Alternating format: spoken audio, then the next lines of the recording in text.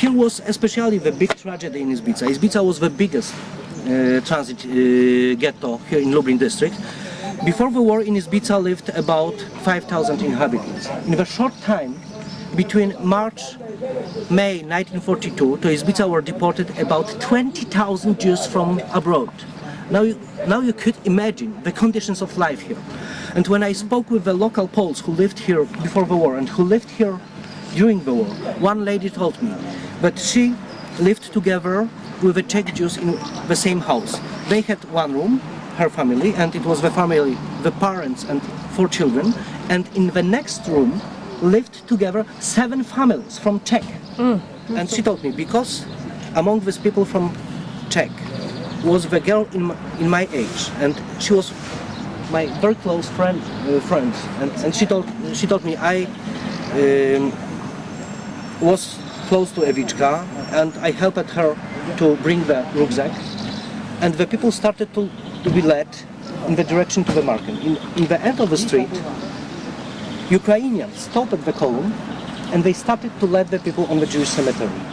And she told me in the first moment, one Ukrainian took me with this group and took me on the Jewish cemetery, but the same moment, local Volksdeutsch recognized her and thought she is Polish, and he took away her from this column. And she told me, next 15 minutes, I started to hear the screams on the Jewish cemetery and the shots of the people. And she told me, whole day the people were executed on the Jewish cemetery. Whole day. Here there were only 2 assessments. That's what I was trying to ask. How many? 2 assessments. Kurt Engels, who was the chief of the Gestapo for whole country, and his friend, who before the war was the Polish officer, and during the war he was the Volksdeutsch, Ludwig Klemm. Because the local people told about it, that they seen that Engels and Klim were on the cemetery and they killed personally the people. But this unit, Ukrainian unit, was necessary to kill so many people.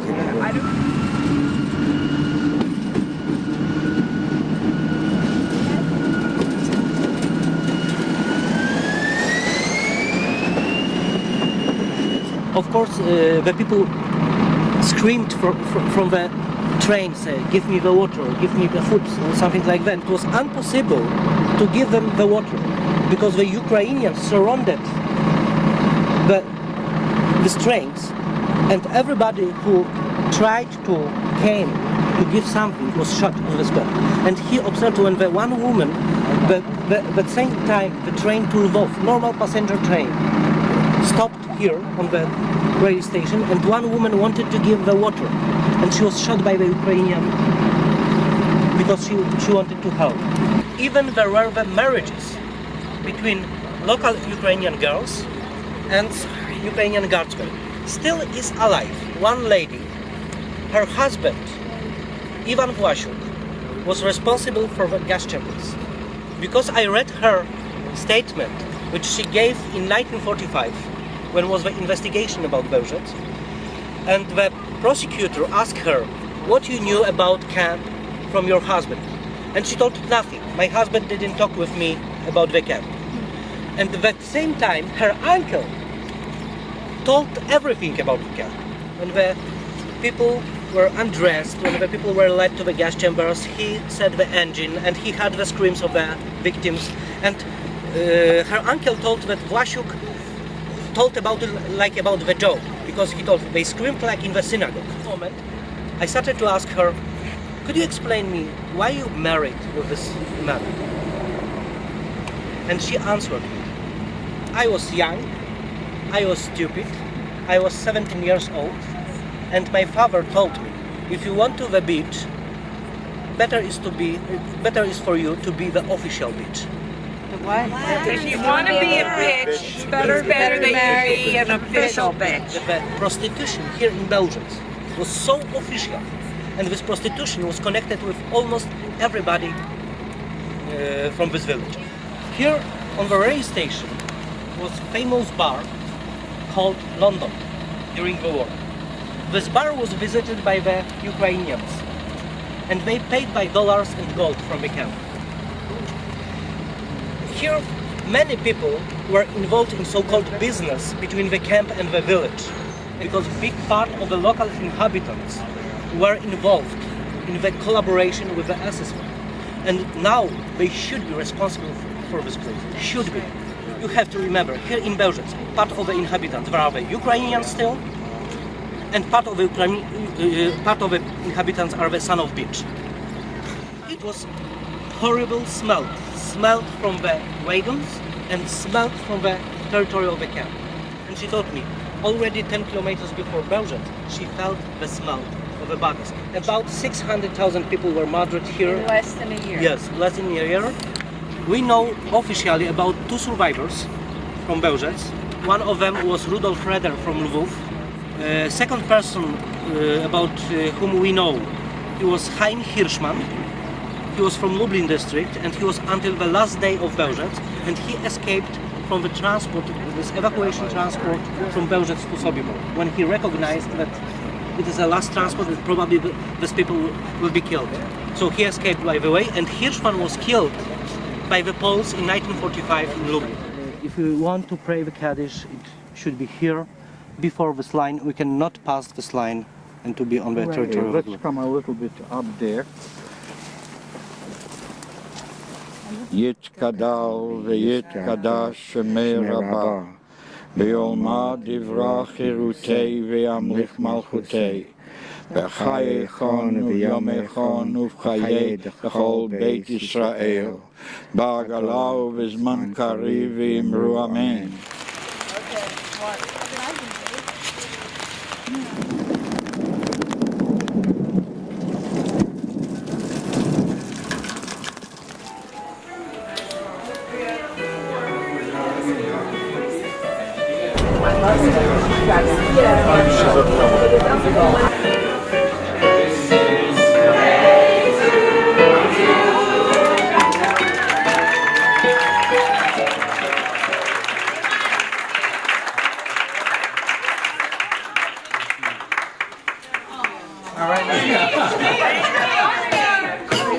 I love you all. Baruch atah Adonai mekadesh hashabat.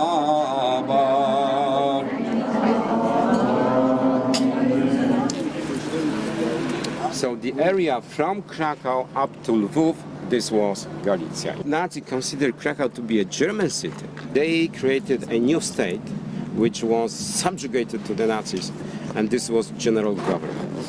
And the capital of this state was located here in Krakow. That's where Helena Rubinstein was born before she left the country. She's given millions of dollars to the Washington Museum. There's the Helena Rubinstein Auditorium. But they haven't, the foundation hasn't managed to renovate or reconstruct her house here, and there's so much history. Here on this street, most scenes by Steven Spielberg for his film The Schindler's List was taken not in the ghetto, not in the original place, but here on the street. That was run by Oskar Schindler here. So he employed Jewish people, and they lived here, so they overnight here and they work here. This is the importance of the place.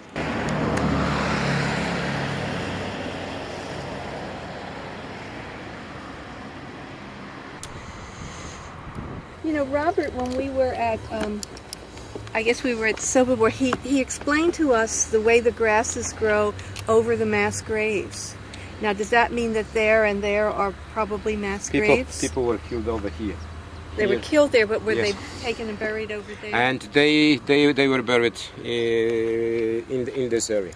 And The between grasses are so 45 up to 55,000 people were murdered here. And if you look straight ahead, you can see there is a white house and a red roof. And a little bit farther, there is a house, and this was the house of the commandant of this camp, Amon Leopold Goethe.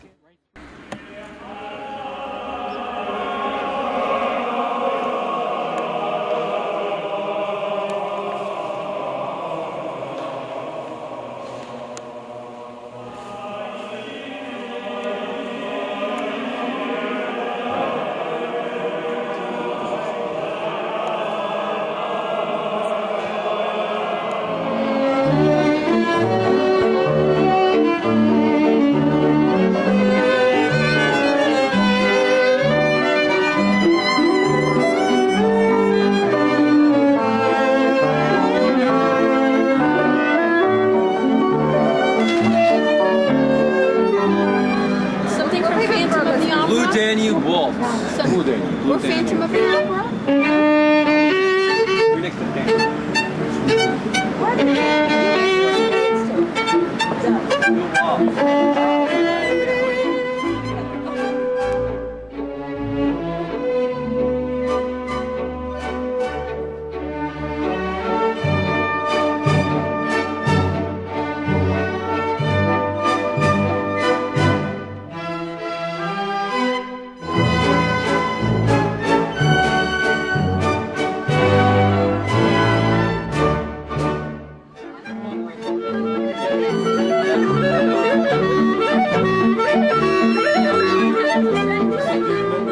After the Nazis left, they held everyone in front of the Danube and shot them to death, and you can see the row of shoes. You remember that? That's what they did to the Jews exactly. 8,000 Jews they killed. Actually, the word killed doesn't fit. Actually, they murdered them, slaughtered them. They took them out from the Danube and they buried here in a mass grave. In Hebrew, the word for it, I think, is more suits it more. In Hebrew, you say brother's grave. So the Nazis did the shooting, not the Hungarians? Look, it's difficult to tell who was exactly a Hungarian, who was Nazi. It can be both, you understand? It can be the Germans, let's say, supervised it. Who did it literally? I guess the Hungarians. They are really the lower part of the embankment where they were killed to the water by the Hungarians, by the arrow cross, by the Nyilasok.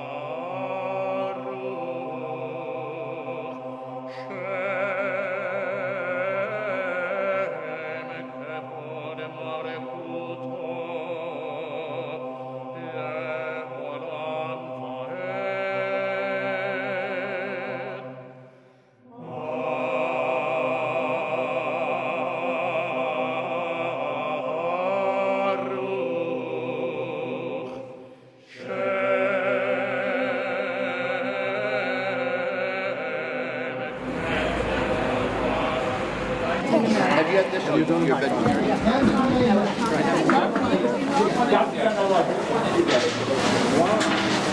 Get one of those for kielbasa. It's very good.